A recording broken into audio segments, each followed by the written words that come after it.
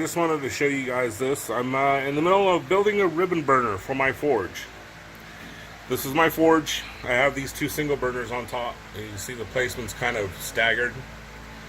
Well, what happens is I get a hot spot all the way over here on this one hot spot, and then there's a hot spot back here, but the whole thing doesn't glow. So when I go to make Damascus, guess what? It's not sticking because I don't have a nice even temperature. So what are we going to do? Get to looking on YouTube, and there's a thing called ribbon burners. So we're going to make a ribbon burner. So what I have laying around the shop is this 4-inch by basically 2-inch tube that I'm going to use. Don't particularly want to go out and buy anything because, you know, this is our hobby, and as far as hobby goes, there's no money for it. So what I did is cut two 10-inch sections of that and welded them together. Cut out the bottom for the openings, for the holes. That's where my inlet's going to be. It's a 2-inch inlet. Just thought I'd record this so you guys can see it before I close this thing up. Okay, so my redneck brain, the air is going to come into this box through that hole in the bottom, come up, and I made this little plate. Basically, it's just a little T with some holes in it. It's going to go across the bottom of the hole. When the air comes in there with a fuel mixture, it's going to hit it and make some turbulence. Hopefully, making it mix a little bit better inside. And dispersing the fuel gas mixture inside the box before it hits the holes. Don't know if it'll work, but that's what we're going to do. Got the case all welded. Got my inlet pipe welded on. That was galvanized, so what I did is stripped it in vinegar and brushed it real well to get everything off of it before I welded it. That's the inside of my burner with a diffuser and the holes. Plug it in it. Obviously these welds aren't beautiful. I'm not a welder, but it'll work. Alright, well, got my form made. Got my crayons in the box for the burners. That's my actual burner body. I welded these tabs on the side so it could hold it in place on my forge in the mold. Got my refractory going. Got a whole bag of that crap from town for, it was 40 bucks, I think.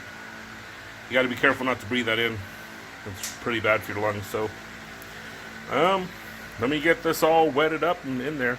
Alright, we got the mortar put in your form, getting ready to push this in. Hand this to my cameraman. And you just take your burner body and ever so gently set it in the form.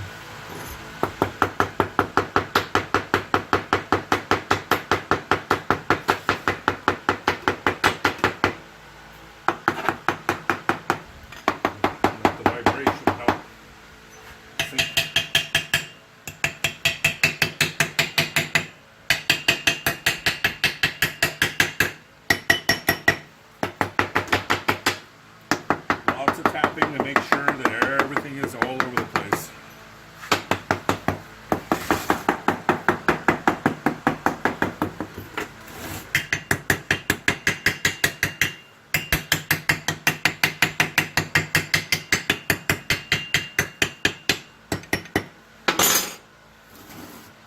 There you have it. So now we just got to wait 24 hours before we can pull the forms.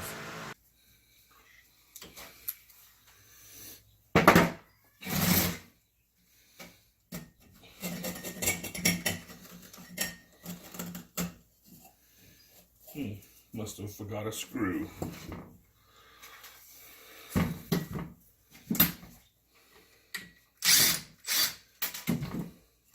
The bottom broke off. Now, to get this off, this is where your crayon holes are at, actually. You get a tool.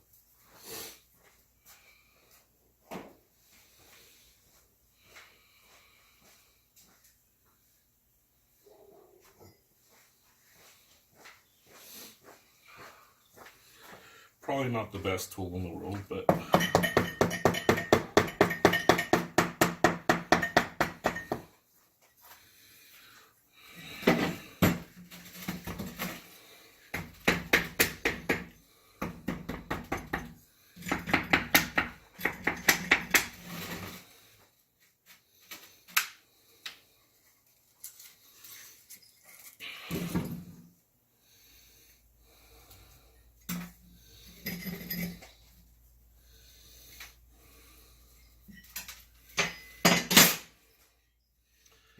and that's what we'll drill out here in a little bit.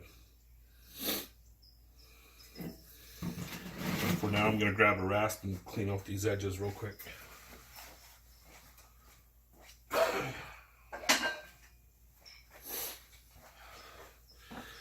I have a few of these old, just junky rasps laying around. You just want to lightly take the edges off while it's still soft. This has got a couple more days to cure before you can actually set it on fire.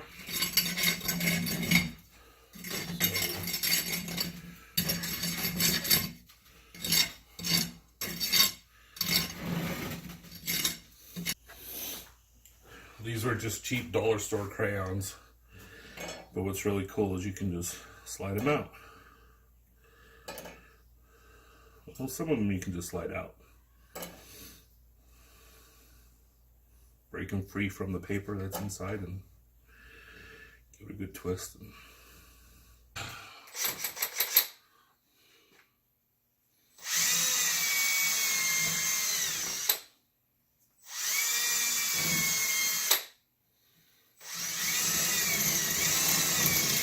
So this guy is going to sit and cure for a couple of days, and then I'm going to heat it in an oven, 400-degree oven. We'll bake it in there for a couple hours, get the rest of the moisture out. That was the easy part. Now, we get to tear this sucker apart, the roof, and the refractory inside of it, cut the hole for the new burner, get rid of those burners, and remortar the roof of the forge back in place. But I'm not going to do that until that thing's fully cured because I need to use the forge for a couple days.